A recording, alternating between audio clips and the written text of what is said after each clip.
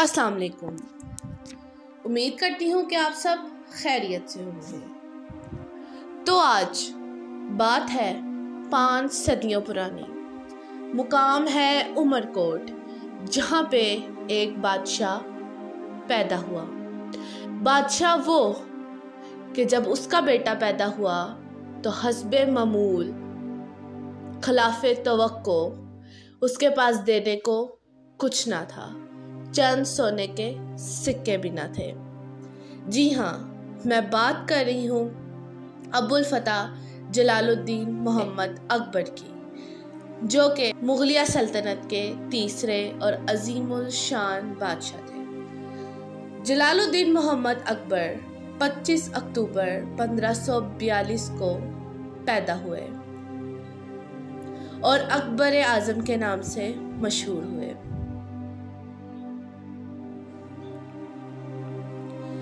अकबर तीसरा मुगल बादशाह था जिसने 1556 से 1605 तक हुकूमत की। इसने नौजवान शहंशाह को हिंदुस्तान में मुगल सल्तनत को वुसअत देने और मजबूत करने में मदद की। एक मजबूत शख्सियत और एक कामयाब जर्नैल, अकबर ने मुगल सल्तनत को बतदरीज वुसअत दी ताकि बरसगीर पाको हिंद का बेशतर हिस्सा शामिल हो सके। ताहम इसकी ताकत और असर सूख पूरे बरसगीर पर मुगलों के फौजी, सियासी, सकाफती और इक्तसादी गलबे की वजह से फैला। वसी मुगल रियासत को मुत्तहिद करने के लिए अकबर ने अपनी पूरी सल्तनत में नज़्म व नस्क का एक मरकजी निज़ाम कायम किया।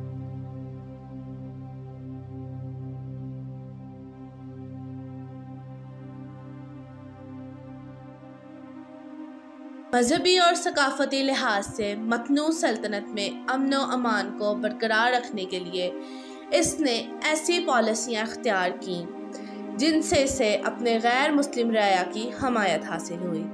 कबायली हिंदुओं और इस्लामी रियासत शनाख्त को छोड़ते हुए अकबर ने अपने दायरे के दूर दराज इलाकों को वफादारी के ज़रिए मुत्तहिद करने की कोशिश की, जिसका इजहार हिंद फारसी सकाफत के ज़रिए किया गया। एक शहंशाह के तौर पर मुगल हिंदुस्तान ने एक मजबूत और मुस्तहकम माशियत तैयार की, जिसके नतीजे में तजारती तोसी और सकाफत की ज़्यादा सरपरस्ती हुई। अकबर खुद फ़न और सकाफत का सरपरस्त था।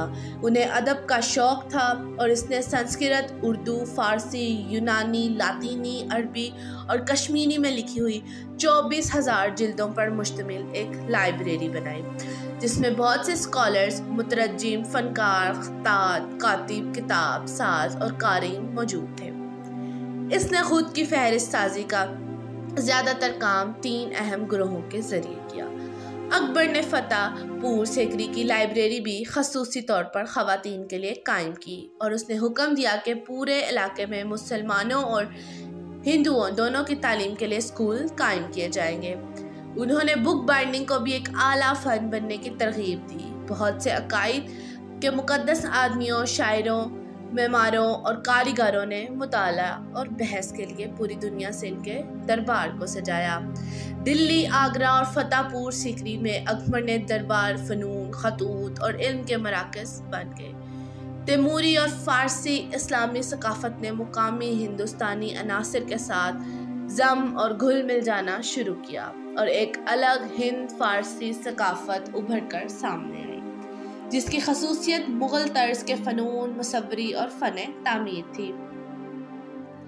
आर्थोडॉक्स इस्लाम से मायूस होकर और शायद अपनी सल्तनत के अंदर मजहबी इत्तेहाद लाने की उम्मीद में अकबर ने दीन इलाही का अजरा किया। ये एक अहम अकीदा है जो बुनियादी तौर पर इस्लाम और हिंदू मत के साथ साथ ज़रतशत और ईसाईयत के कुछ हिस्सों से माखूज़ है। अकबर के दौरे हुकूमत ने हिंदुस्तानी तारीख को नुमायां तौर पर मुतासिर किया। इनके दौरे हुकूमत में मुगलिया सल्तनत के हुजम और दौलत में 3 गुना इजाफा हुआ। इन्होंने एक ताकतवर फौजी निज़ाम बनाया और मौसर सियासी और समाजी इस्लाहात की। गैर मुस्लिमों पर फ़िरका वाराना टैक्स ख़त्म करके और इन्हें आला सुवल और फौजी अहदों पर तैनात करके वो पहले हुक्मरान थे जिन्होंने मुकामी रया का इत्मीनान और वफादारी हासिल की। اس نے سنسکرت ادب کا ترجمہ کیا، مقامی تہواروں میں حصہ لیا، یہ سمجھتے ہوئے کہ ایک مستحکم سلطنت اس کی رعایا کے تعاون اور نیک خواہشات پر منحصر ہے۔ اس طرح مغلوں کے دور حکومت میں ایک کثیر الثقافتی سلطنت کی بنیادیں رکھی گئیں۔ یہ بات ہو گئی اکبر کے دور حکومت کی۔ کچھ اس کے ذاتی زندگی کی بھی بات کر لیتے ہیں۔ اکبر کی کل ملا کر 6 بیویاں تھیں، جن میں رقیہ سلطان بیگم، سلیمہ سلطان بیگم، مریم الزمائی بیگم، راج کنواری نتھی بائی، بھکری بیگم وغیرہ شامل ہیں۔ اکبر نے 27 اکتوبر 1605 کو 63 سال کی عمر میں وفات پائی۔ اس کا مقبرہ سکندرہ آگرہ میں ہے۔ اکبر کے بعد اس کے بیٹے شہزادہ سلیم، جو بعد میں جہانگیر کے نام سے مشہور ہوئے، نے شہنشاہ بنایا اور اکبر کی یاد تازہ رکھی۔